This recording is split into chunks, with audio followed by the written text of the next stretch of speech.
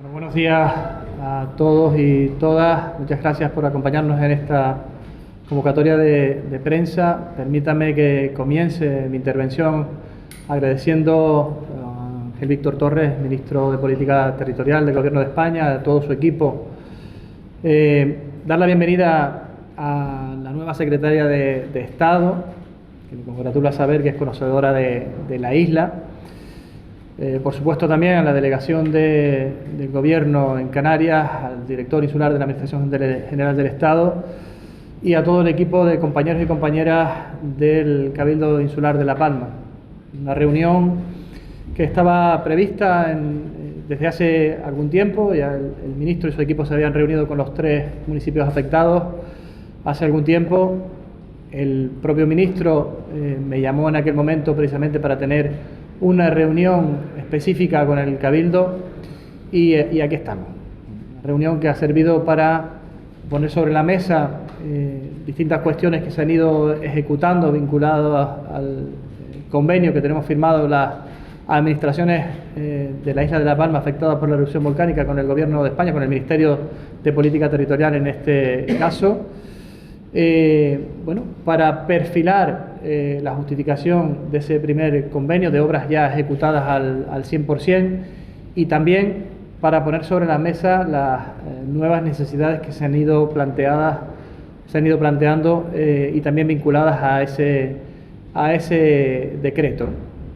Una reunión que yo quiero agradecer el tono y sobre todo la voluntad por sacar las cosas adelante. Creo que lo más importante y a destacar es que estamos en el mismo barco, en la misma línea, en la línea de tratar de devolver la normalidad a la isla, en la zona afectada, en el Valle de Diane, lo antes posible. Esto de lo antes posible es importante. También hemos tenido la posibilidad de manifestar que el Cabildo ha hecho un esfuerzo con recursos propios para no parar la reconstrucción, siendo conscientes además de las dificultades que tiene el propio Gobierno de España para ir tomando decisiones y que yo tengo que decir que me he sentido totalmente entendido por parte del ministro y de todo el equipo. Bueno, hemos quedado en seguir trabajando, de tener contacto directo para que esto fluya lo más rápido posible y tratar de, como digo, no solamente de buscar las mejores opciones para que esto suceda y que suceda cuanto antes, sino que también hemos tenido posibilidad de comentar algunas acciones que ya habíamos visto con anterioridad también con la delegación de gobierno y tratar de dejar una isla en mejores condiciones a las que teníamos antes del 19 de septiembre de 2021. Agradecer la predisposición, agradecer la voluntad, agradecer la cercanía, que esto no es nada nuevo con el ministro Torres, yo creo que nos une ya cierta amistad y nos une sobre todo la voluntad de que la isla recupere su condición anterior lo antes posible y de trabajar por una isla mejor en el futuro. Gracias. Rodríguez, al presidente del Cabildo de la isla de La Palma, su recepción y sus palabras, también al resto de consejeros, consejeras, equipo técnico que ha estado en esta reunión. Ha sido una reunión larga y fructífera para analizar la situación de las obras de titularidad insular en el convenio que firmó el Gobierno de España, el Ministerio de Política Territorial, con el Cabildo de La Palma, y en ese sentido nos hemos desplazado, representantes del Gobierno de España. Es su primer acto porque fue nombrada el martes de Miriam Álvarez, que es la nueva secretaria de Estado que sustituye al hoy ministro de Hacienda, Arcadi España, pero también ha estado con nosotros el director general de Cooperación Local, Rafael Briet, al margen del director insular y el delegado del Gobierno, que hace seguimiento de los convenios que tenemos con los ayuntamientos y con el Cabildo de la isla de La Palma. Simplemente añadir a ello que tenemos un convenio de 36 millones de euros con el Cabildo de La Palma. Fueron las obras que nos lanzaron en el momento posterior al volcán.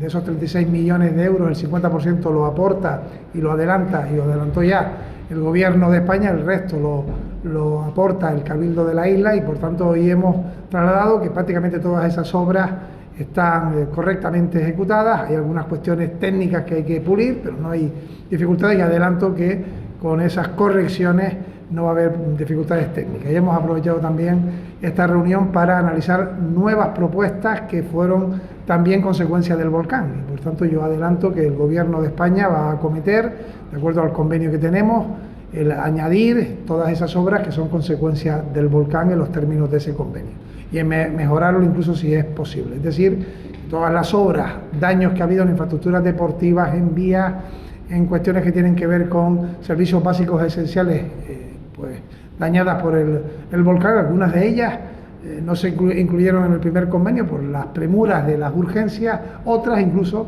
son consecuencia del paso del tiempo, porque un volcán tiene 85 días de erupción, como ocurrió en el Tajo Aite, pero sus consecuencias incluso en acuíferos y en otras infraestructuras se ven en el paso del tiempo, ¿no? Y por tanto vamos a seguir al lado de la isla de La Palma. Ahí están los datos, las aportaciones que han hecho las distintas administraciones. En el caso del Gobierno de España, más de 1.100 millones de euros.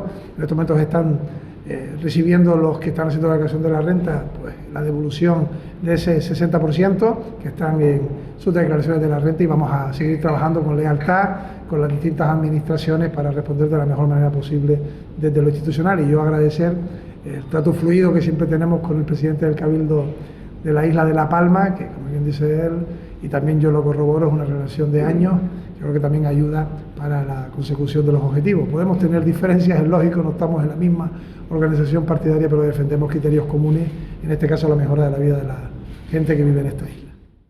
Yo creo que he sido claro. Quizás esta reunión tenía que haberse producido antes. En ese sentido, yo lo que tengo hoy es que agradecer la voluntad, las palabras del ministro, el sentirme entendido. Sobre todo, también tuve la posibilidad de trasladarle al ministro que el Cabildo ha hecho un esfuerzo tremendo desde el punto de vista económico, que nos encontramos en un momento en el que ya estamos ahogados, que necesitamos que estas cosas sucedan ya. Pero también he tenido la oportunidad de trasladarle que el objetivo que buscamos es común, y es que la gente que ya ha sufrido por la erupción volcánica no siga sufriendo, ¿no? A esto me refería anteriormente, y lo que digo es esto. Yo siempre he encontrado en el ministro una persona que entiende las cosas que le ponemos sobre la mesa. A veces los tiempos no son los que tienen que ser, porque todos tenemos agendas, y lo que he encontrado en el día de hoy es a una persona que fue presidente de Canarias en su momento y que vivió la erupción en primera persona, y lógicamente la complicidad de buscar efectivamente lo mejor para la gente que ha sufrido. Eso es lo que he encontrado, ¿no? Bueno, quizás si esta reunión hubiese ocurrido antes, y esto no quiero decir que sea culpa de nadie, sino que efectivamente todos, ser ministro del Gobierno de España no es cualquier cosa, y además tampoco lo han tenido fácil respecto a otras catástrofes que han ido sucediendo, y le toca a él en su ministerio, además de lo que lleva el propio ministerio, ¿no? Bueno, eso se entiende, lógicamente. A lo mejor lo que necesitaba el presidente del Cabildo es que esta reunión sucediese, y oír en boca del ministro lo que he escuchado en el día de hoy, que no difiere de otras veces, ¿no? Hablamos de tiempos quizás. Al ser una cuestión de un acuerdo programático entre dos partidos políticos, en este caso el Partido Socialista y Coalición Canaria, para la investidura y la legislatura de Pedro Sánchez, yo me remito al acuerdo, ¿no? El acuerdo nosotros lo estamos cumpliendo de manera estricta.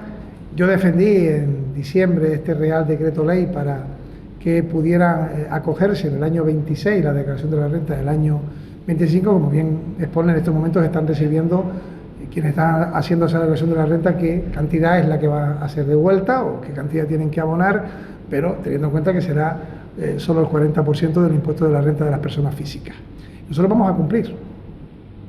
La posibilidad de que esto se pueda hacer mes a mes tiene dos circunstancias. Una, que en el año 27 tendremos que aprobar el del año 27, y adelanto a la ciudadanía de la isla de La Palma que el acuerdo establece hasta el año 27 y por tanto cumpliremos con el año 27. Y el Ministerio de Hacienda, que es el responsable, tendrá que ir en un Real Decreto Ley sí o sí el mecanismo de la fórmula legislativa para poder hacerlo, ¿no?